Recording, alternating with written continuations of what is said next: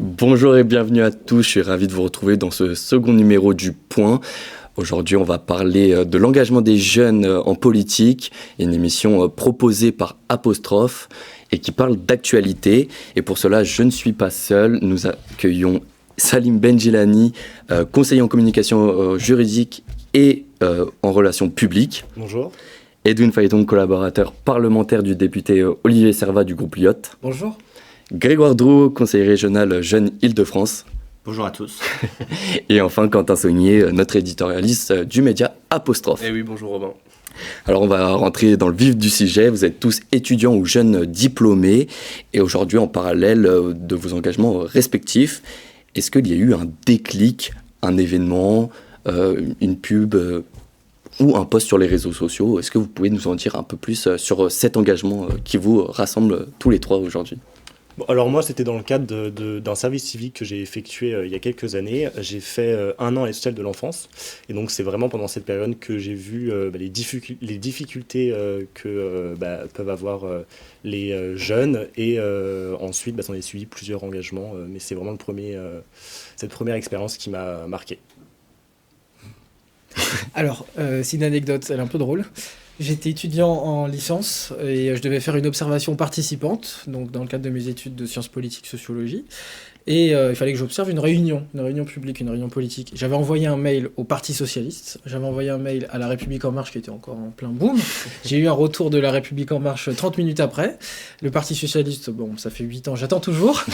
Mais du coup, j'allais à la réunion de La République En Marche et j'ai découvert que dans l'engagement, donc plutôt politique, pour le coup, c'était pour une ville, on se fait des amis, on crée des liens, on rencontre des connaissances. Et finalement, je me suis fait des amis de plus de 60 ans avec qui j'ai encore gardé contact. Et c'est très enrichissant en fait. C'est ce côté-là qu'on voit pas forcément de la politique et de l'engagement. Et vous, Grégoire? Moi, je dirais que c'est plusieurs déclics, une accumulation en réalité. Donc, ça a été des rencontres d'élus, de personnalités, de hauts fonctionnaires, des échanges. Puis ça a été aussi un stage à l'Assemblée nationale qui m'a complètement bouleversé parce que c'est vraiment, on rentre dans le cœur de la fabrique de la loi, donc c'est vraiment très impressionnant. Et puis c'est aussi, et c'est surtout des convictions, le retour des inégalités en France, la perte de la voix de la France dans le monde et de vouloir contribuer, de vouloir porter une action pour mon pays. Je pense que c'est pour ça que nous trois, on s'engage aussi. Voilà. Dans votre quotidien, ça représente quoi cet engagement ? Alors en ce moment, on est en période d'élection pour la mairie de Paris, donc moi ça occupe tout mon temps à côté de mes études. Donc je fais de la communication pour Rachida Dati et le maire du 6e arrondissement qui s'appelle Jean-Pierre Lecoq. Donc je milite, donc ce qui veut dire que je fais de la veille, de la communication, je parle avec les gens, on a du tractage tous les week-ends, okay. Donc vraiment au contact très proche des Parisiens. C'est vrai. C'est vrai. Mais pour ma part, je rebondis entièrement sur ce que tu viens de dire, puisque j'accompagne une candidate à Avon. Je suis responsable de sa mobilisation citoyenne. Et c'est la même chose. On crée du lien, on rencontre tout un tas d'acteurs associatifs. C'est la base de la politique. Exactement. Et finalement, on se rend compte qu'il n'y a pas de magie quand on fait de la politique. Tu ne remporteras pas une élection parce que tu as un bon slogan. C'est parce que tu es allé voir les bonnes personnes, que tu as su parler au bon réservoir aussi de voix. La réalité, c'est celle-ci. C'est vraiment ça qui est beau dans la politique, en fait, c'est que je trouve que ça rapproche les gens. Oui. Ça crée des relations, des contacts aussi. Mais c'est vraiment quelque chose qui rassemble. C'est vrai. Et ce que je dis souvent aux candidats ou aux candidates, c'est que le temps de l'élection est un temps où, on va dire, toute l'actualité politique s'accélère, puisqu'il faut être dynamique, etc.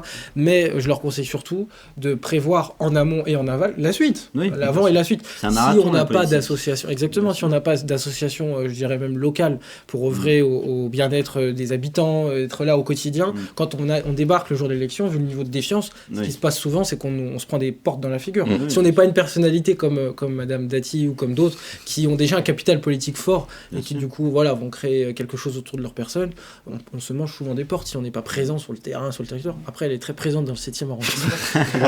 Là, elle est présente partout. Oui, elle est présente partout, mais historiquement, elle était très présente dans le 7e. La culture, partout, on va dire. Garde des Sceaux, quand même. Encore de beaux souvenirs de ces passe d'armes dans le 7e arrondissement il y a quelques années. C'est vrai. Alors, moi, comme les deux autres, en plein dans les élections municipales, mais moi, pas à Paris, comme toi en Seine-et-Marne, donc c'est-à-dire à Saint-Martin-en-Bière, à côté de Barbizon, à côté de Fontainebleau. Moi j'ai fait le choix de partir dans un tout petit village de 900 habitants et pouvoir aller au plus près des administrés, au plus près de mes concitoyens pour voir leurs problématiques au jour le jour. Voilà, donc c'est ça qui m'occupe massivement en ce La moment. priorité locale finalement. Jusqu'au 15 mars, tout à fait. Et Voilà. finalement, c'est les mêmes valeurs que ce soit à Paris ou Bien sûr. dans un petit village Les rural. gens sont toujours les mêmes, ça c'est sûr. Ouais. Bah, je pense que quand on s'engage en politique, c'est vraiment ce qui rassemble un peu tout le monde. Tout à fait. Vous êtes jeune, engagé. Est-ce que vous voyez de plus en plus de jeunes à vos côtés ou dans vos milieux ou dans les études également? Est-ce que les jeunes s'engagent de plus en plus? Ouais. Ou de Ou moins. Ou de moins en moins. Non, je pense que c'est un triste constat, mais après je vous laisse me contredire s'il le faut, mais j'ai l'impression que ça n'a pas changé. En fait, on a toujours été très peu nombreux, on est pour l'instant encore très peu nombreux. Je pourrais pas expliquer ça autrement que comme le fait que la politique reste quand même un milieu où on a technicisé aussi beaucoup de choses et on a essayé d'exclure, je parle de la classe politique en général, la voix de personnes qui, dans la société, semblent minoritaires. Et les jeunes, pourtant, qui composent une grosse partie de la société, sont encore affiliés à ce type de groupe. On a encore le temps d'apprendre, on a encore le temps de faire de l'expérience. C'est un peu là-dessus qu'on est renvoyé quand on veut prendre la parole. Maintenant, il y a des jeunes qui, ils ont plus de bagou et qui sont élus depuis 2020. Ils avaient 18 ans, 19 ans. Mais ça reste une exception. Et c'est malheureusement l'exception qui confirme la moi, règle. j'apporterai un peu de contradiction, Edwin. J'adore. Je te dirais qu'aujourd'hui, on a une nouvelle façon de s'engager qui est beaucoup plus ponctuelle. C'est-à-dire qu'on a des gens qui restent, certes, à l'année, puis qui se structurent dans des partis, qui montent, qui font des élections, mais il y a beaucoup de jeunes qui ne s'engagent que via des causes ou des émotions, qui vont, par exemple, faire la marche du climat, mais qui après ne vont plus aller dans les partis politiques, qui vont aller manifester pour Gaza, pour l'Ukraine, pour l'Iran, mais qui après ne se rapprocheront plus des structures militantes, associatives, syndicales, etc. Donc je dirais qu'il y a aussi des engagements ponctuels dans notre jeunesse, et ça, c'est aussi un gros marché. Je veux juste faire une parenthèse. Est-ce que vous pensez que Renaissance, ou à l'époque La République En Marche, a démocratisé cette jeunesse en termes d'engagement? Alors, on a vu beaucoup d'élus, de jeunes élus, J'aime pas tout ce qui est start-up. J'ai envie de sûr. rapprocher tout ce milieu-là. Alors, je ne sais pas si vous y êtes passé, pour ma part oui. Donc de 2018 à 2022, j'étais à La République En Marche avant que ça devienne Renaissance, justement. Il y avait une belle promesse, hein, franchement. Et puis la plupart des jeunes n'étaient pas politisés, j'en faisais partie comme on l'est maintenant.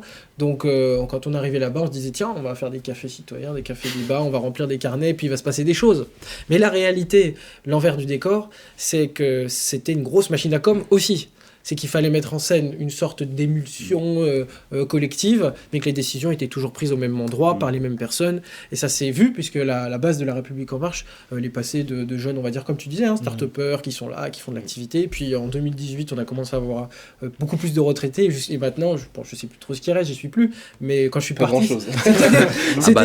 c'était des retraités qui, pour la plupart, avaient un engagement sincère et qui, pour d'autres, étaient un peu fanatisés par la personne du président de la République. Et ça, c'est quelque chose qui était quand même assez caractéristique de La République En Marche. Donc c'est vraiment un problème de représentation, in fine. Quand Oui. les jeunes ne se sentent pas représentés, ils ne s'intéressent pas Exactement. finalement. Et en plus, Exactement.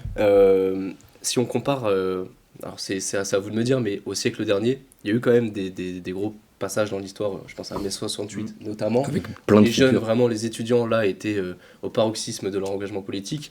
Est-ce que pour vous aujourd'hui les jeunes ils sont moins engagés qu'à cette époque-là? Est-ce qu'ils sont toujours politisés autant qu'avant en fait? Moi, je pense que les jeunes sont engagés différemment maintenant avec les réseaux sociaux. Donc on commente, on discute, on échange en ligne, on fait des vidéos. Donc il y a toujours une forme d'engagement, mais qui est évidemment très différente de ce qu'on a pu connaître auparavant. Moi, je dirais qu'il y a aussi un changement structural dans la manière de concevoir la politique. Quand vous parlez de mai 68, c'est aussi un gros constat intellectuel. C'est-à-dire qu'on parlait d'abord des idées avant de parler des actions militantes ou de l'émotion. On a d'abord conceptualisé une rupture avec la société établie. Et donc, c'est ça, mon point, c'est que peut-être qu'avant, on réfléchissait plus aux idées et moins, j'ai envie de dire, aux émotions ou aux structures militantes. Et aujourd'hui, c'est plutôt l'inverse. On construit d'abord des structures militantes, on crée un récit, on crée des émotions, et ensuite, in fine, on trouve 2-3 idées pour les mettre sur un programme.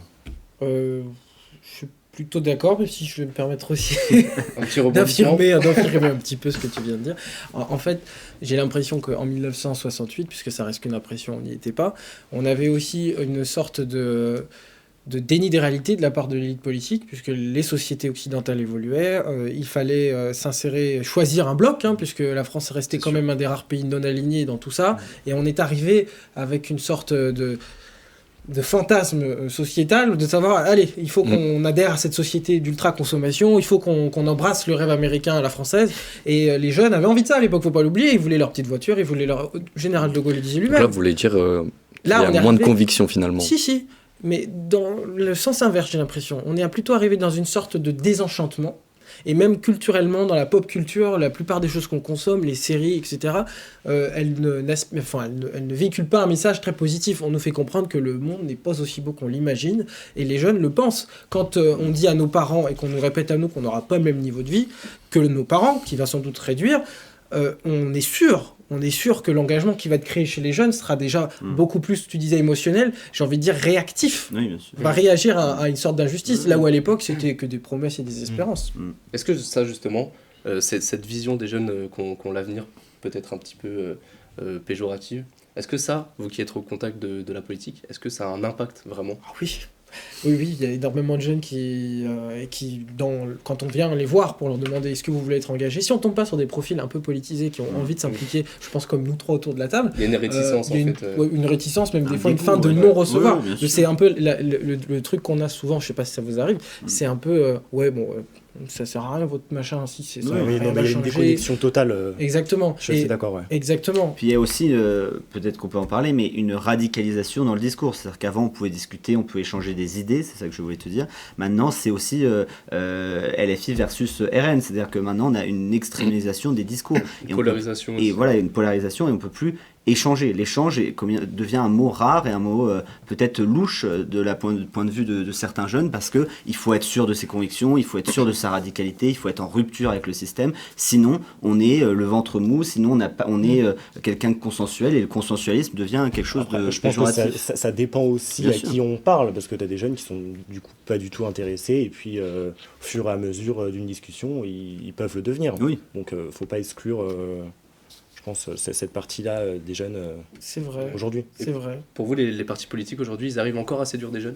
Ou c'est vraiment une difficulté qu'ils rencontrent aujourd'hui ? Est-ce que les partis politiques séduisent des personnes, même, des citoyens lambda ? Plus personne ? Mais plus personne. De toute façon, un parti politique, il y a un super livre là, de Frédéric Savicki qui est sorti il y a quelques années, c'est La fin des partis politiques. Et ce bouquin, il analyse très bien que la forme parti politique, elle est obligée de muter. Et vous faites référence à quel parti, notamment ?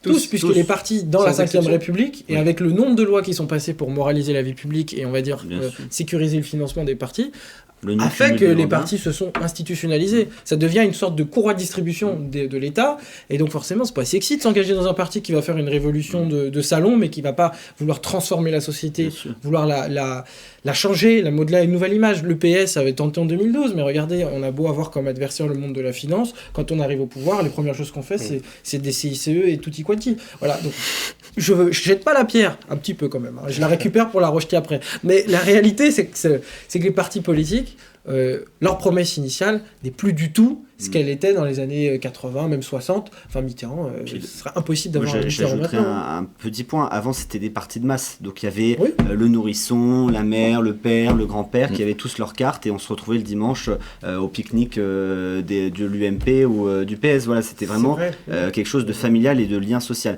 Aujourd'hui, le lien social, ça n'existe plus. Quand on est jeune, déjà pour trouver d'autres jeunes qui sont motivés, c'est déjà difficile. Et en plus d'avoir des jeunes qui sont sympathiques, etc., il y a aussi une concurrence qui est de plus en plus accentuée, et une méfiance envers les jeunes qui sont... Mais j'ai envie de vous demander directement, est-ce que pour un jeune c'est devenu un inconvénient ou un avantage de s'engager vraiment politiquement et même de s'encarter ? J'ai envie d'ouvrir le débat là-dessus. Moi, je pense que c'est plutôt un avantage. Ça crée des contacts, des rencontres. C'est plutôt sympa de s'engager, j'ai envie de dire. Maintenant, dans les inconvénients, forcément, il y en a. Ça prend du temps, beaucoup de temps, surtout en cette période. Mais De toute façon, on fait ça par passion en général. Oui. Enfin, je dis on, pas moi, vous, mais en général, quand les jeunes s'engagent, c'est par passion. ah oui, complètement. Donc, Moi, je dirais qu'il y a les deux. Il y a des avantages parce qu'on a l'impression d'agir au quotidien, on a l'impression de porter des sujets, alors peut-être qu'ils ne sont pas visibles, mais on a l'impression quand même de bouger des choses. Et certes beaucoup d'inconvénients, parfois caricaturés, parfois moqués, parfois voilà, il y a des choses très difficiles quand on ose prendre la parole, mais ça c'est pour tous les sujets, que ce soit la parole des femmes, etc. Il y a sur toute la prise de parole, il y a toujours des gens qui retrouveront à dire, mais qui eux ne prendront jamais la sur parole. les inconvénients, c'était vis-à-vis de vos amis, des collègues du lycée, du collège, etc. Ça crée des débats, ça c'est sûr. Exactement. Quand on s'engage, ça on peut se demander, Vous avez en fait, perdu ils pensent... des gens, vous, dans vos proches, justement, depuis votre engagement? Non. Peu. J'aurais pensé que oui, vous voyez, j'aurais pensé que... Après, je me suis engagé tard à la fac, Ouais. comme dirait un certain, j'avais pas d'amis. Je donnais tout à la cause. Donc, j'avais pas le temps d'aller en soirée. tout pour le parti. Tout pour le parti, tu vois. Non, mais fameuse c'est vrai, phrase. par contre- Mais c'est vrai que par contre que les échanges sont différents. C'est Ouais. beaucoup plus houleux. Ouais. On va chercher le débat. Il y a une méfiance peut-être aussi, non? Quand les gens s'adressent à vous, peut-être que vous pouvez vous dire que les gens viennent par intérêt, par... Non, mais c'est pas Même pas. une méfiance, mais je pense que les gens se posent des questions sur ce qu'on fait au sein d'un parti, pourquoi Ouais. on le fait, Oui. comment on le fait. Donc c'est vrai que enfin, ma vie en tout cas là tourne un peu que autour de ça, j'ai envie de dire en ce moment. Et puis après là, en l'occurrence, c'est pas des partis aux extrêmes, donc c'est peut-être... Là, ça serait peut-être aussi différent si en l'occurrence ça serait... LFI, RN. je sais Bien pas, sûr. Après, forcément. je suis d'une famille pas du tout politisée, donc les repas politiques ça n'existe pas chez moi. Donc maintenant j'ai souvent droit à toi le politique là, vas-y dis-moi. Et ça crée pas plus de tension que ça, c'est Bien plutôt sûr. drôle, c'est plutôt une forme de pointer du doigt une différence. Ouais, c'est le Mais- politique de la famille. quoi. Ouais, on va dire ça. Mais la réalité c'est que c'est plus pour chambrer, parce que Bien sûr. finalement, pour la plupart des Françaises Oui. et Français, ce qu'on fait reste exceptionnel, Bien sûr. pas exceptionnel dans ce qu'on fait, mais exceptionnel dans l'activité. Hein. Bien sûr. C'est exceptionnel de se dire, bon, je vais consacrer du temps à quelque chose auquel on n'est même pas sûr d'y retomber. Tu disais, voilà, les sujets sont pas forcément portés, on sait pas. Donc, mais bon, on y croit. C'est pour ça que, quand même, il faut dire une petite vérité. Faire de la politique, c'est aussi une histoire d'intérêt.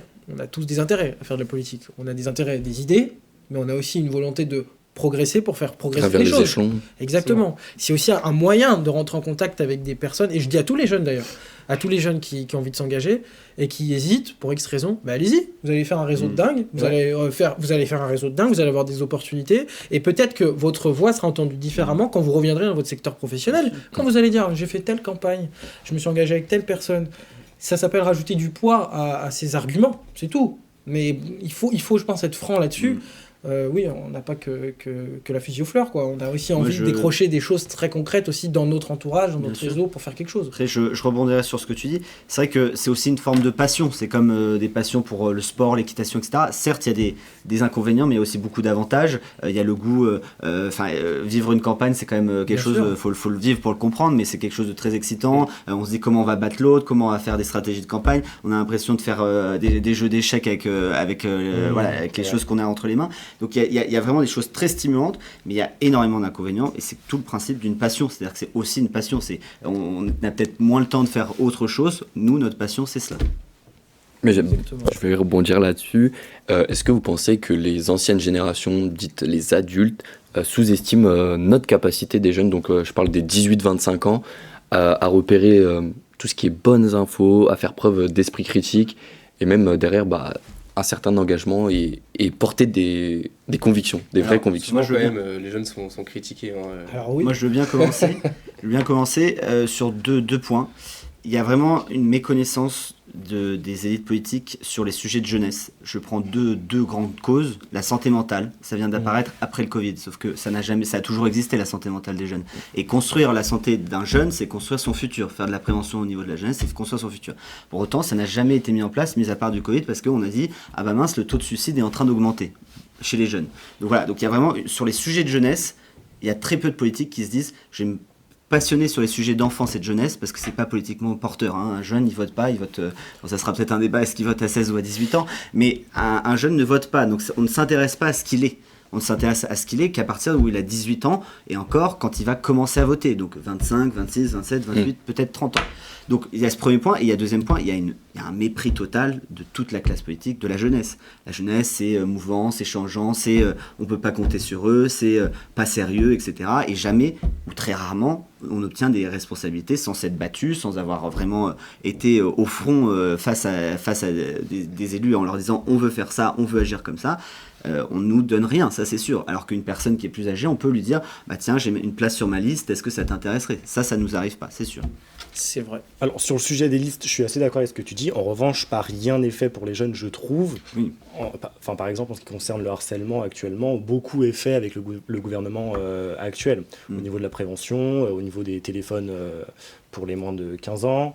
Donc, moi, je trouve que pas rien n'est fait. Ouais. Après, on pourrait faire mieux. Oui, c'est sûr. Voilà.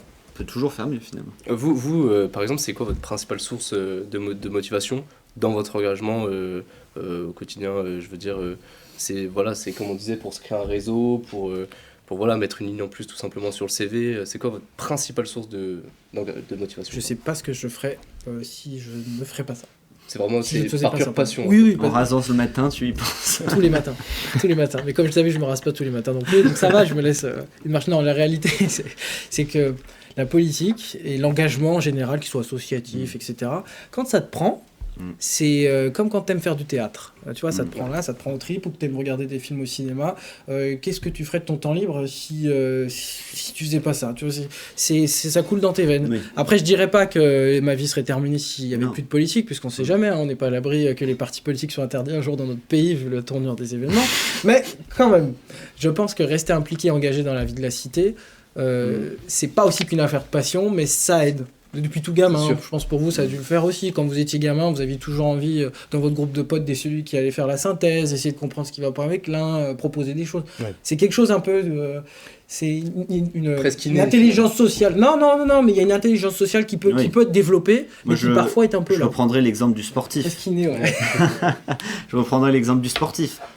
On voit l'évolution qu'on a fait. C'est-à-dire, on reprend le parcours d'il y a 2 ans. J'en étais pas dans le stade où je déjeune avec des personnalités, etc. Donc c'est aussi voir l'évolution de notre parcours, et c'est aussi de dire bah voilà, j'ai réussi à poser des jalons sur tel sujet. Moi par exemple c'est la santé mentale, j'en ai parlé tout à l'heure.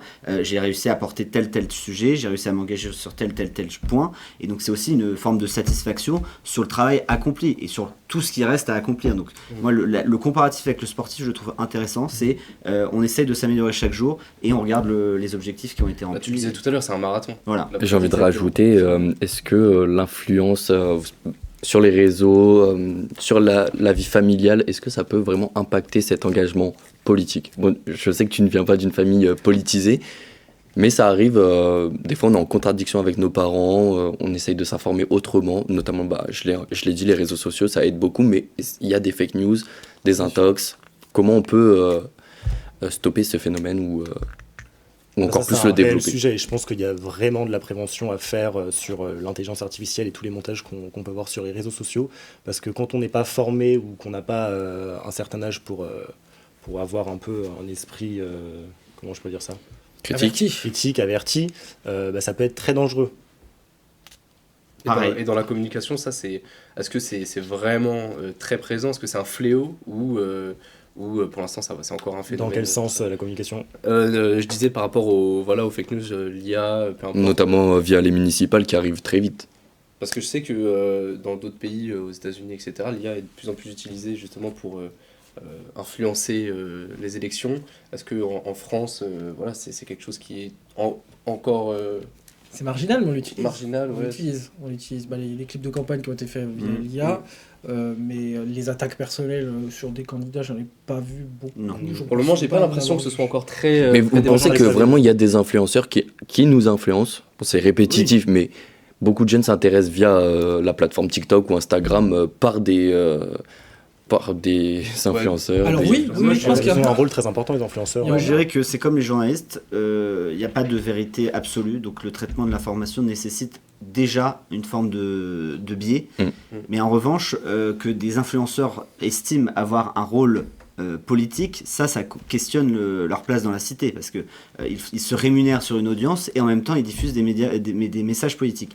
Donc ça, c'est pour moi quelque chose qu'il faut réfléchir et réguler, parce que un influenceur qui dit à la veille du second tour, moi je vote pour un tel, est-ce qu'il est légitime pour le faire? Voilà, c'est des questions. Moi, je pensais notamment à Squeezie, qui est peut-être Exactement. le vidéaste le plus regardé en France. Ça me dérange pas que des personnalités veulent avoir un impact, en tout cas s'impliquer, puisqu'il faut quand même pas oublier que ils se font quand même effectivement de l'argent sur une audience et parfois instrumentalisent même dans les produits de consommation qu'ils proposent la santé mentale des jeunes, la santé publique.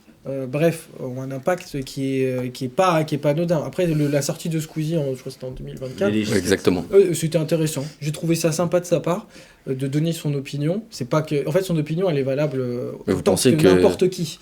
Maintenant, l'impact que ça a eu, je pense pas qu'il soit dingue non plus. Oui, bien sûr. Mais vous pensez que les jeunes attendent qu'ils se positionnent d'un camp ou d'un autre? Certains, mais il y a toujours eu des influences. Quand on regarde la famille, les religions, il y a toujours eu des influences politiques. En revanche, la question c'est est-ce qu'on arrive à discerner quand quelqu'un veut nous influencer de est-ce que c'est de l'information? Ça, c'est une vraie question. C'est pour ça que je mets pas sur un même pied d'égalité journaliste et influenceur. Et là-dessus, c'est vrai. Parce que le travail quand même du journaliste, peu importe sa maison, reste quand même le traitement d'une information. Sauf factuel. Ouais, mais les jeunes ne font pas la différence entre les deux. Exactement. C'est ça le problème. Et puis, il y a de plus en plus de profils qui font un peu la passerelle entre les deux aussi. Même les agences de com. Non, mais à la base, Hugo Décrypte, par exemple, qui est quand même très connu, à la base, je pense que tout le monde le considérait un peu comme un influenceur et petit à petit, il a quand même basculé vers du journalisme officiel. Et les nouveaux journalistes sont comme ça. J'en connais pas mal. On pourrait citer Le Crayon. Je connais une jeune fille, elle doit avoir 22K sur Instagram. Elle est très forte, je l'aime bien. Elle s'appelle En Continu. Sa petite fille. Sa pub. La pub maintenant. Elle a créé un média sur aussi l'image qu'elle arrive à véhiculer par elle-même, les valeurs qu'elle véhicule. Je trouve ça très intéressant, puisque un média, ça reste juste un moyen d'interagir avec un groupe. Maintenant, la différence avec le journalisme à proprement parler reste, comme on disait, dans la manière de sourcer.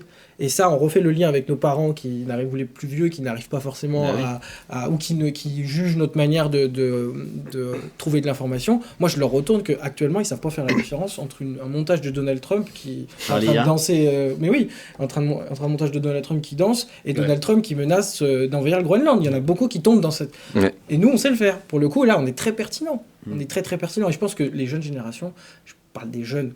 à partir de 15 ans jusqu'à qui sont en pleine formation intellectuelle, qui se construisent jusqu'à nos âges, je pense que j'ai pas de crainte pour eux, ils vont réussir à discerner tout ça, ils vont réussir à trier le bon grain de livret, et ils le sauront. Après, la problématique, c'est aussi les ingérences étrangères, parce que l'influence, c'est multiple. Une personne qui a 10K sur Instagram et qui dit j'ai voté un tel, je suis pas sûr que c'est une répercussion énorme.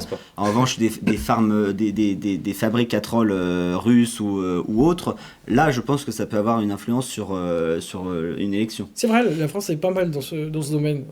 Elle a quand même bien œuvré dans les pays d'Afrique noire pour influencer dans les médias, effectivement, l'opinion. Et il faut avoir une vraie vigilance, parce que si on a réussi à le faire ailleurs, évidemment qu'on peut le faire chez nous.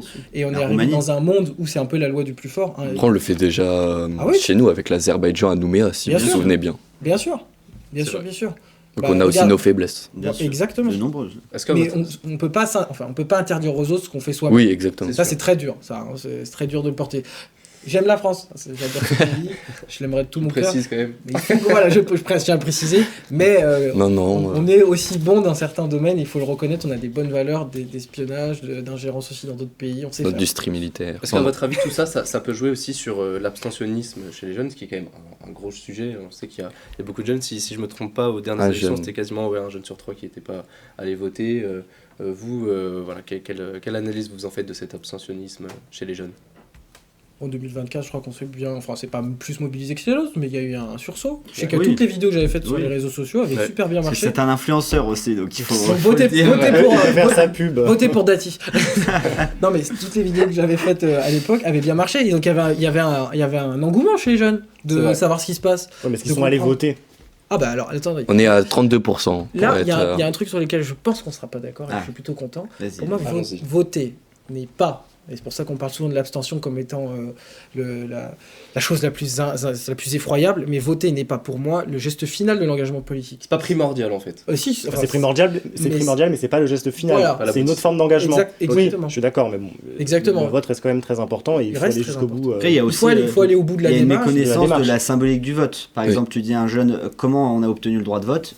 il Oui, ne sait pas. mais- Alors qu'il y a des millions de personnes qui sont mortes pour le droit de vote. Ouais, mais quand je raconte- Donc c'est aussi une question d'éducation, de civisme. Alors, vrai. et sur l'abstentionnisme, moi je pense que c'est structurel, c'est générationnel dans toutes les démocraties occidentales, même dans toutes les démocraties du monde, il y a de l'abstention, sauf où il y a le vote obligatoire. Mais il y a de l'abstention.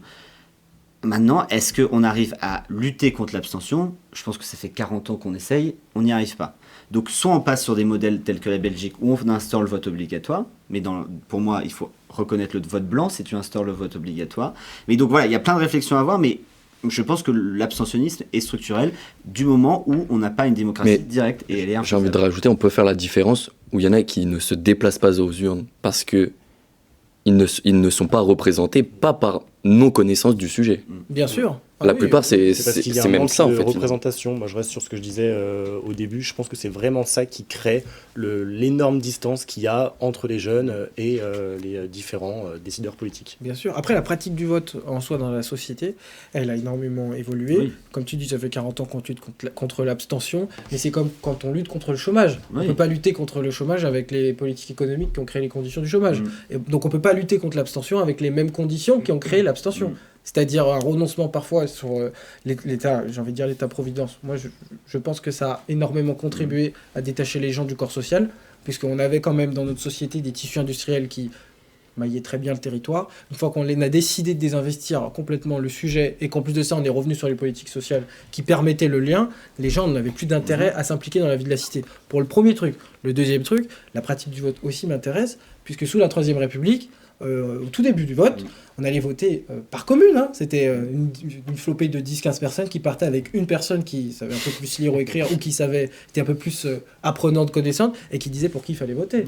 Donc on a remporté ce droit de vote, c'est vrai, mais on l'a appris aussi. Oui, bien sûr. Donc en fait, pour vous, c'est On continue de l'addition. l'apprendre. C'est l'addition justement de peut-être ce manque de conscience civique et en même temps de ce manque de représentation au sein de l'éventail politique. C'est l'addition des deux qui fait que les jeunes... Oui, peut-être je soustrais la conscience civique.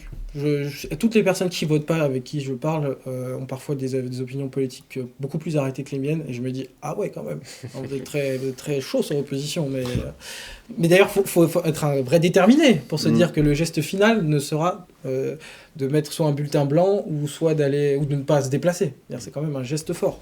Après pour les jeunes, c'est peut-être la petite parenthèse, je sais que je suis un peu long, mais après pour les jeunes, la réalité reste que, comme tu le disais bien, le déficit de représentation joue énormément. Ouais, C'est-à-dire, J'ajoute un on a dernier mot, besoin de après je personnaliser, laisse la hein. parole à notre présentateur. Moi je dirais qu'il y a un dernier structurant qu'on oublie, c'est le retour de la volonté du totalitarisme. C'est-à-dire qu'aujourd'hui les sondages sur la jeunesse nous disent qu'il y a énormément de jeunes qui estiment que la démocratie n'est pas le meilleur système, qui nous disent qu'il faut un chef fort et un chef autoritaire pour établir le pouvoir en France.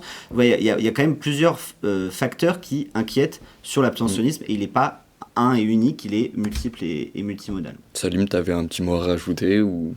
Non, moi je suis assez d'accord avec ce que tu disais sur la représentation.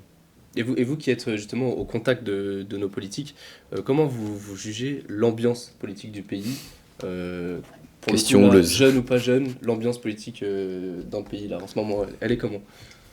Alors, les politiques, donc pour le coup, la partie parlementaire, c'est là où on est tous les deux, Tout à fait, ouais. et politique municipale et même j'ai envie de dire ministérielle quand même, hein, parce que tu dois avoir des sujets transversaux. À l'Assemblée nationale, on reste quand même dans un moment où les parlementaires, il y en a 90 qui vont se présenter aux élections municipales pour faire la petite voilà. C'est un record déjà. Ça veut dire que l'ambiance là-bas, elle est plutôt au siège éjectable. Hein. Ils ne se sentent pas vraiment à l'aise de rester. Ils pensent que tout va s'arrêter très vite, premièrement. Donc il y a une sorte de... Ils sont tous désabusés, désintéressés par la chose. Pour eux, il faudrait que ça s'arrête très vite. Et ils attendent qu'une chose. Et ça, c'est un symptôme intéressant du député Playmobil qui revient comme une sorte de schizophrénie. Les messieurs se sont battus pour avoir une indépendance totale de vote, de marge de manœuvre, de créer des coalitions, etc.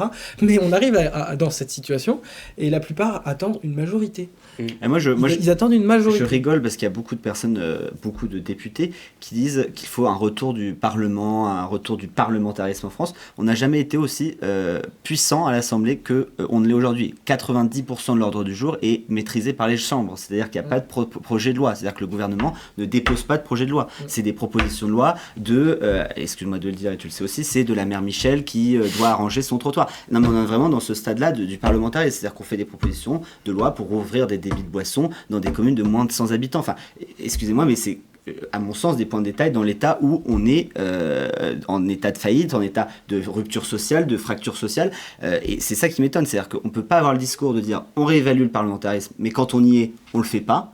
Et en revanche, quand on est sur une majorité absolue, de dire il faut plus de parlementaires, il faut avoir un peu de cohérence à mon sens. Bien sûr, parce qu'il faudrait des députés de combat ou des sénateurs de combat pour faire ça. Et la classe politique qu'on a actuellement, ils ont tous des qualités humaines fantastiques, hein, mais ils ont été formatés, ils ont été politisés, on va dire, dans une ère politique où, qui n'existe plus. Voilà, où il fallait voter comme un seul homme. Et le mec qui était un peu frondeur, on va dire que c'était son quart d'heure de gloire, mais après il fallait qu'il se revienne dans le rang. Et ça n'existe plus. Chacun est devant ses responsabilités. Du côté municipal et ministériel.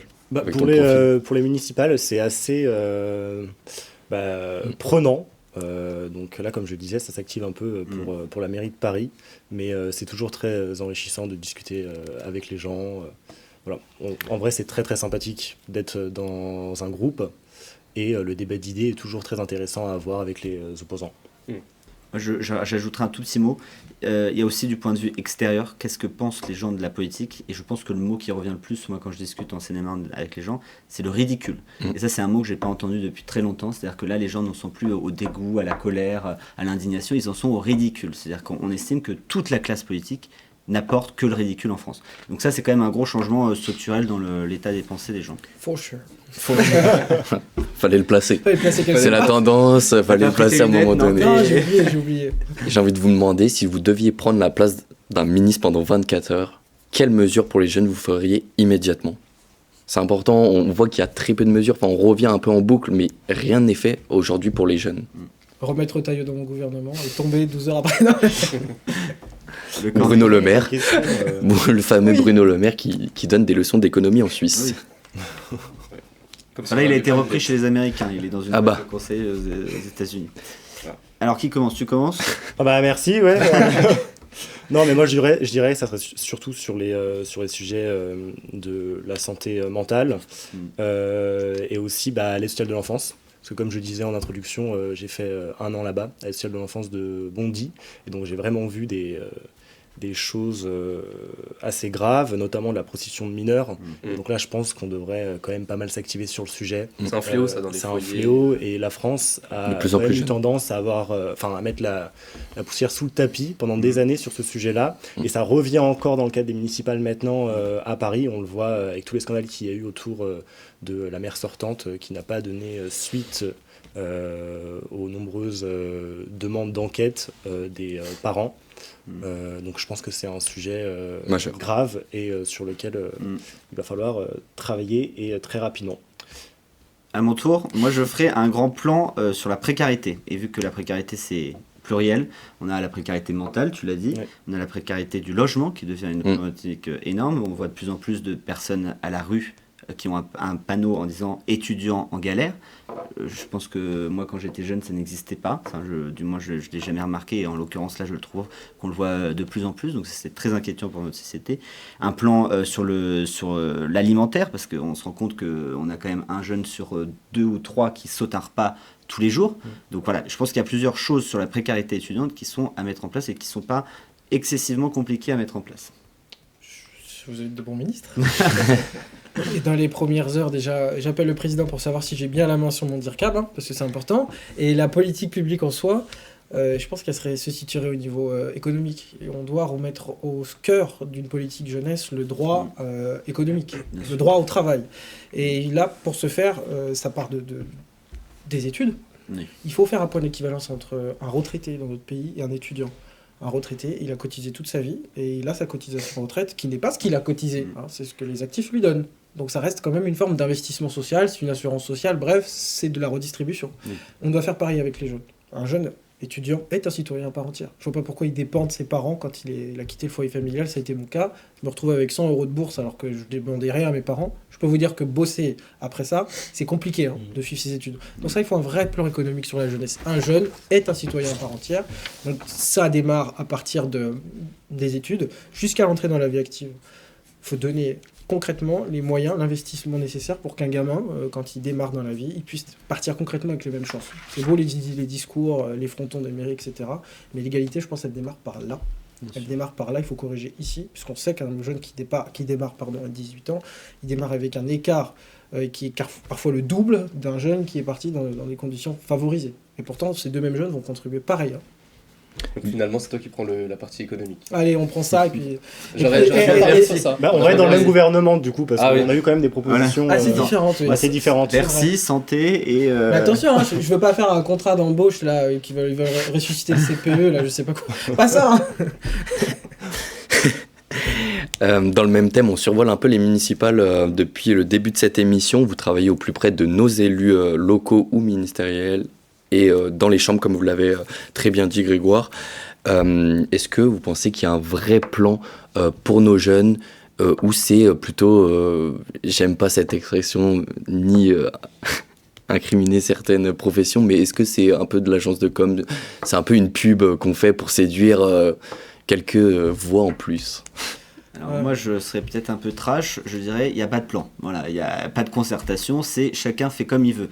Il y a des élus qui ont pendant 6 ans porté des projets de jeunesse exceptionnellement. En Seine-et-Marne, on peut vraiment leur tirer le chapeau, là où l'État n'a jamais été présent. Donc si un élu pendant 6 ans s'est engagé, je pense à ça, mais même sur son conseil municipal des jeunes ou sur les crèches municipales, c'est une compétence communale, il aura tendance naturellement à se dire je vais prendre 2-3 jeunes pour essayer d'avoir de nouvelles idées, d'avoir de nouveaux projets, etc. Lui, il sera un bon élu. En revanche, il y a l'élu qui a peur de perdre sa place et là qui va resserrer les rangs et qui va dire non, moi je prends personne d'autre, je resserre les rangs, etc. Le problème, c'est que ta proposition, et on va peut-être en revenir, mais je pense que oui, l'idée d'un quota de jeunesse dans les élections municipales pour représenter, qui est quand même le cœur battant d'une nation, c'est pas les personnes âgées le cœur battant d'une nation. Alors elles ont l'expérience, la sagesse, mais le cœur battant d'une nation, c'est avant tout sa jeunesse. Et aujourd'hui, que la jeunesse n'arrive aux responsabilités qu'à 30, 35 ans, 40 ans dans notre vie politique, ça pose question. Ça pose question au niveau local, parce qu'on reprend peut-être la théorie athénienne, mais la théorie athénienne, c'est dans une ville, on l'administre tous ensemble. Si c'est que des personnes de plus de 50 ans qui administrent la ville, je ne suis pas sûr qu'on est sur cet idéal de démocratie. C'est vrai, c'est très vrai. Après, est-ce qu'il y a un plan ? J'ai envie de dire aussi, comme je disais, oui, il n'y a pas de plan. Il n'y a pas de plan, ça on est d'accord. Mais surtout, au Parlement, le budget qui a été adopté est l'un des budgets où les mesures jeunesse ont été quasiment les plus inexistantes depuis au moins depuis que Macron est arrivé au pouvoir. Donc on voit que la préoccupation jeunesse n'en est pas une, puisqu'on rentre dans une phase où c'est triste, c'est cynique, mais électoralement parlant, vous l'avez dit très bien, il va y avoir un moment où il va falloir distribuer avec parcimonie aux personnes qui vont vraiment se déplacer pour faire faire remporter certaines personnes des élections. Ça, c'est le premier point. Au Parlement, c'est sûr que la jeunesse reste assez secondaire. Après, on a des députés jeunes. Hein. Oui. Moi, je les trouve assez vieux dans leur tête, mais ils sont assez jeunes. Ils débarquent, ils tentent des choses, et c'est très bien. Au niveau des municipalités, tu l'as dit, il y a beaucoup de politiques. Les communes ont la clause générale de compétences. C'est-à-dire elles font à peu près ce qu'elles veulent. Si elles veulent saisir une compétence, elles y vont. Oui, c'est triste que ça s'est limité à pas grand-chose. La politique jeunesse dans beaucoup de communes, ça a été... un conseil municipal des jeunes, c'est bien. C'est très bien, mais il y a une part qui peut être un peu communicationnelle. Techniquement, comme tu disais aussi, et ça c'est très juste, quand on voit que la plupart des municipalités, pour faire des économies, ont privatisé, enfin en tout cas les crèches, ont donné le contrat à des crèches privées qui derrière font pas le job, on part vraiment de très loin et très mal pour envisager quoi que ce soit pour la jeunesse dans les 5, 10, 15 prochaines années pour un gamin qui serait né aujourd'hui. Moi j'ai 3 enfants et quand je vois ça, je me dis c'est important de le rappeler, au moins c'était vraiment un exemple typique. Un bébé qui fait un bébé. Ouais, exactement. Non mais c'est vrai. Moi j'allais dire, il faut qu'on arrête de se servir des jeunes pour faire de la communication, parce que ça devient insupportable. En fait, de les avoir sur des photos, sur des vidéos, c'est bien, mais maintenant faut les amener j'allais dire au pouvoir pour pouvoir faire des choses, proposer des projets pour les jeunes. Donc parler aux jeunes en étant jeunes. Il faut qu'on change un peu ce discours-là. Et est-ce que ça marche vraiment ? Parce que les jeunes ne sont pas dupes en vrai. Bon, on s'en rend compte souvent quand il y a des thématiques pour nous, on se rend compte souvent que ça a quand même des fins électorales, de communication. Donc Alors, les jeunes ne sont pas dupes. Hein, Moi, je vais juste saluer quelqu'un, Françoise Gattel, qui a porté la proposition de loi statut de l'élu local, Effectivement. qui revalorise le statut de l'étudiant jeune. C'est-à-dire que maintenant, un étudiant peut cumuler son statut d'étudiant parfaitement avec le statut d'un élu. Ce qui n'était pas possible avant. Par exemple, le conseil municipal, avant, on ne pouvait pas l'avoir en visio. C'est-à-dire qu'une personne qui a fait ses études à Paris et qui habitait dans le Loiret, c'était compliqué pour lui de revenir. Donc voilà, donc il y a énormément de mesures qui ont été mises en place, et je pense que ça va contribuer au renforcement de la jeunesse dans les conseils municipaux. C'est très vrai pour le statut de l'élu et je pense que ça va peut-être... Alors on verra hein, en mars là si ça fait quelque chose puisque ça a été adopté il n'y a pas très longtemps. Après, il faut qu'il y ait une volonté, une vraie volonté politique. Donc, je ne sais pas si c'est quota, si c'est, je sais pas, quelle est la bonne mesure. L'obligation dans notre pays, on a tendance à souvent faire appel à l'obligation pour avoir des résultats. S'il n'y a pas de volonté politique, donc des élus qui veulent faire de la place, parce qu'ils savent que derrière il faut céder une place, là c'est la leur, il n'y aura rien. Et quand on voit qu'il y a certains maires qui ont 15 ans. 15 ans. Oui, non, mais c'est vrai, on en a Oui, qui se représentent et qui continuent. On sait qu'on est encore mal parti. Puisque si à 95 ans, on se représente. Créteil, c'est combien? Après, c'est pour mourir sur Créteil, scène. c'est 87, je crois. Il Il a 87 ans, c'est son 9e mandat. Enfin, les 9e dames de politique, ce monsieur. Il faut dire. Ceinture noire. Mais oui. Donc Et pour vous, face à lui, il a un super jeune. Mm. J'adore ce jeune, il s'appelle Abdoul Bar. Encore une pub. Il est candidat- C'est la séance. Hein. Il est candidat à T'as pu Créteil. la placer aussi, toi. C'est vrai. On a kiff. Non, j'en ai fait une de plus. Mais il est à Créteil, il est jeune, il a 28 ans. Enfin, comme je disais, c'est pas un passeport. Être jeune pour faire de la politique, c'est pas un passeport. Si on fait ça, on passe à côté du problème. Mais il cerne des problématiques que ce maire-là ne cerne pas. Et je pense notamment, c'est le seul dans ses meetings politiques qui a mis une crèche. Si vous y pensez, hein. Une crèche pendant un meeting. Ça devrait être partout, ça devrait être dans l'espace public, une crèche. Ça devrait être rapide, tu vas au médecin, tu devrais avoir une personne qui pourrait être dédiée à ça. Puisqu'il y a une famille nombreuse qui va au médecin, moi quand je vais au médecin avec mes 3 gosses, je peux vous garantir qu'il faut les tenir dans une salle d'attente. En fait, la politique, c'est vraiment des sujets concrets, surtout dans la vie de tous les jours. Hein. c'est ça. Et bon, après, je sais pas s'il sera élu, je peux que lui souhaiter, mais en tout cas, c'est une très bonne idée. Bah, en tout cas, c'est pas une priorité pour vous, les jeunes, dans la politique française en ce moment, ou même depuis toujours, de ce que j'ai compris. C'est les retraités. Ça n'a jamais été la le cas. priorité. C'est les retraités la priorité. Dans tous Je les peux cas. comprendre aussi, hein, ils sont de plus en plus nombreux. Et puis, Politique, malheureusement, c'est faut qui préparer la vote. solidarité. C'est qui vote, et qui vote en France, c'est les personnes âgées. Voilà, plus, on revient ça, au c'est même vrai. problème. Toujours. Alors, mais pour convaincre d'aller se déplacer aux urnes au municipal 2026, en une phrase, que diriez-vous aux jeunes pour se déplacer et d'aller voter? Que s'ils ne s'occupent pas de la politique, c'est la politique qui va s'occuper d'eux, Exactement. dans tous les cas. Donc, il faut aller voter. Moi, 2 choses. Je dirais que d'un point de vue symbolique, vos parents, vos grands-parents se sont battus pour ce droit, que c'est un droit fragile, qu'on voit qu'avec le retour des logiques d'empire et d'expansionnisme, c'est pas un droit qui est acquis et c'est pas une fin de l'histoire. Donc il faut se battre pour ce droit, il faut participer. Et puis je dirais aussi que si on veut être citoyen et si on veut avoir une voix qui porte, il faut d'abord faire les devoirs d'un citoyen. Et pour moi, le vote est un devoir, quand bien même on vote blanc. Indignez-vous. Les jeunes s'indignent, continuez de vous indigner. La suite logique de l'indignation, c'est de transformer la vie publique. Quand on ne trouve pas sa place dans un parti, on fonde le sien. Si on n'arrive pas à fonder le sien, on se présente soi-même et puis on tente sa chance. Indignez-vous. Continuez Et engagez-vous. de vous indigner. Et engagez-vous, mais s'indigner est le premier pas. C'est vrai, effectivement. C'est Stéphane Hessel qui dit ça, il avait écrit un super essai. Indignez-vous. Je vais faire une petite transition pour Quentin. On a envie d'en savoir un peu plus sur votre vie, vos fonctions. Je te laisse la parole. Oui, parce qu'en fait, dans vos fonctions, vous voyez l'envers du décor de la communication politique. Est-ce que vous pensez que la communication politique, elle est plus tendance aujourd'hui que la conviction politique? Tiens, on va laisser l'expert parce qu'on a quand même c'est un vrai que expert. c'est plutôt une question. Pas forcément plus tendance, mais elle reste quand même très importante. Maintenant, quand on fait de la politique, on le voit dans le cadre des municipales, il faut communiquer. On le voit avec Sarah Knafo qui mène quand même elle a une très bonne communication pour sa campagne, Rachida Dati aussi. Enfin, tout le monde communique aujourd'hui, donc je pense que c'est important d'avoir une bonne communication. Mais c'est pas plus tendance que la conviction, c'est-à-dire que... Est-ce qu'on renie à ses Non, convictions mais derrière? ça va avec. Je pense que ça va avec. Moi, je dirais qu'il y a toujours eu de la communication, les affiches, les tracts, elle était peut-être sur une autre forme, parce qu'il y a toujours eu ce leitmotiv en politique que tu connais sûrement, c'est occuper l'espace. C'est-à-dire que si on n'occupe pas l'espace, on se fait remplacer, la nature a horreur du vide. Le problème aujourd'hui, c'est qu'on a une nouvelle génération de politiques qui vient d'arriver et qui n'utilise que les réseaux sociaux et qui n'a plus de programme derrière, qui n'a plus d'idées. Je peux citer pour moi les deux maîtres mots de cette philosophie, c'est Bardella et Attal. C'est-à-dire que ces deux personnalités qui surfent sur les sondages et qui surfent sur les tendances TikTok, à proprement parler. Sauf que ça, on ne construit pas une politique durable sur les tendances qui s'épuisent au bout de 6 mois. Et moi, ça m'inquiète parce que je vois vraiment pas de structure de pensée qui émerge derrière cette communication. Et donc là, on rejoint ce que tu dis, Quentin. On est vraiment la communication qui a dépassé la conviction. Mais après, je pense aussi que c'est un moyen d'attirer, notamment les plus jeunes, d'avoir ce genre de communication-là. Donc, je pense que c'est quand même intéressant de garder les deux. Ouais, je vais mettre les pieds dans le toit, Dans le plat. toit. Dans le toit, oui, ça Dans le fonctionne toit aussi. dans le plat. Oui, la communication a pris le pas, elle donne le là. Et ça, c'est pas moi qui le dis, c'est Raffarin, c'est Séguéla, c'est toutes ces personnalités qui ont construit un environnement qui mettait en condition le marketing politique dans ses plus beaux atours.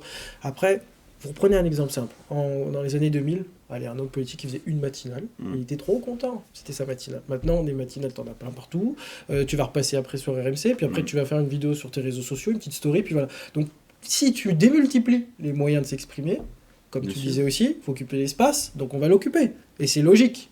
Maintenant, est-ce que la conviction a freiné des cas de fer derrière ? Je ne sais pas. Ce que je sais, c'est que les programmes, la place accordée aux idées a toujours été moindre en politique, puisque le propre d'un homme politique, c'est tu as un agenda politique, pas au sens du terme, tu remplis ton agenda, mais tu as un agenda, et derrière, tu dois le remplir avec des problèmes politiques, et puis essayer de trouver les meilleures solutions. Ça, c'est un jeu de l'ego en soi. Arriver, de toute façon, qu'avec un programme, si tous les hommes politiques arrivaient avec un programme et qui se confrontaient au réel et qui est largement différent, ça donne le tournant de la rigueur, ça donne plein de choses. Enfin, bref, ça donne des situations où on est obligé de revenir un peu sur ses ambitions, quoi. Ben, merci à tous les quatre pour ce débat. Merci. Mais on pourrait en faire pendant 3 heures. Sauf on ne va pas vous lâcher, je tiens à vous dire. On va passer à la chronique. On va passer à la chronique de Quentin Saunier, c'est le pour ou contre.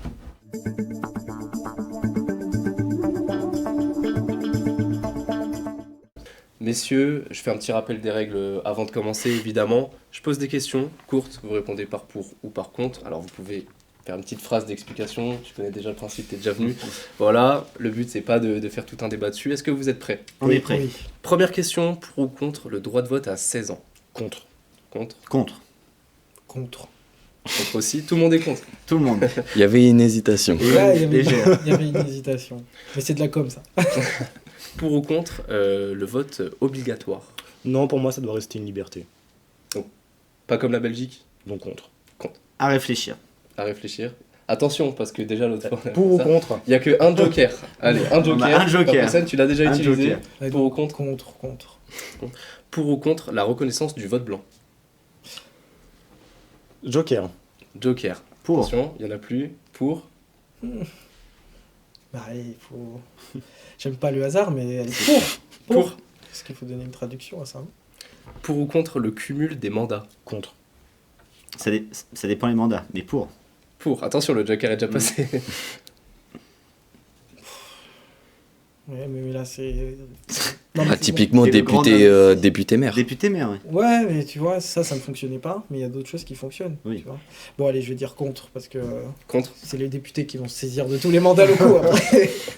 Pour ou contre considérer les réseaux sociaux comme un vrai outil politique ? Et là, pour le coup, Je pense qu'il n'y a pas de secret pour. secret. À l'unanimité pour. Pour aussi. Pour aussi. Pour ou contre l'influence politique des créateurs de contenu ? On en parlait tout à l'heure. Pour dans une certaine mesure. Contre, c'est pas leur rôle. Pour, c'est pleinement leur rôle. Pour ou contre un enseignement politique à l'école ? Pour. Contre, ça n'a pas sa place. Pour, parce qu'il faut quand même élargir les temps, notamment à UMC et compagnie, pour essayer de...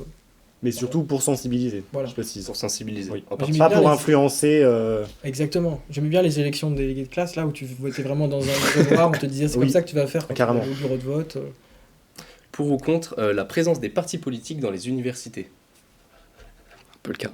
Oui, c'est déjà un peu le cas. C'est déjà un peu le cas. Ouais, donc je dirais pour. Pour.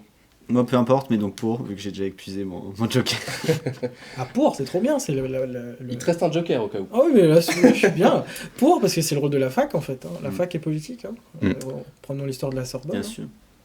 Pour ou contre une obligation de service public, civique, pardon. Alors moi j'en ai fait un, donc j'aurais pu dire pour, mais je vais dire contre parce que je pense que ça doit rester quand même un engagement qu'on prend et un choix, oui. Pas une obligation. Pas une obligation. Un choix aussi, donc contre.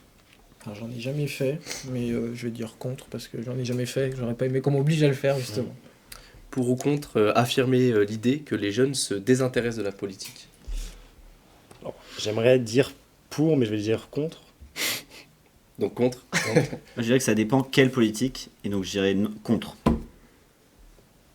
Contre, oui, la politique politicienne, mais ils sont intéressés par le politique, la politique, au sens noble Du terme. du terme. Voilà. Pour ou On est contre, parti là. pour ou contre dire que la politique est déconnectée des jeunes? Pour ou contre, pardon, j'ai pas... Affirmer que la politique est déconnectée des jeunes. Pour. Ah, c'est net, c'est précis. Non mais elle est déconnectée jeune aujourd'hui, c'est ce qu'on disait. Tout à l'heure. Ouais. Avec Donc, tout ce qu'il a affirmé. Tout ce que j'ai affirmé, je peux pas dire contre. Je dirais que ça dépend de l'échelon, mais je dirais aussi pour. Pour. Net. Net. Pour ou contre un quota de jeunes élus? Alors, pour, mais je voudrais pas que ce soit obligatoire. Donc pour, mais sans obligation. Un peu comme le logement social. C'est facultatif. À voir, mais j'ai déjà dit un joker, donc je dirais contre. Ouais, contre aussi. Les obligations, ça crée rien du tout à part des frustrations. Hein. Et des normes.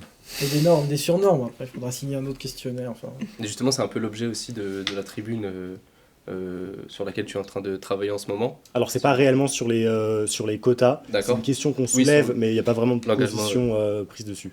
Engagement. Eh bien, merci à tous les quatre d'être venus sur nos plateaux pour ce nouveau numéro du Point.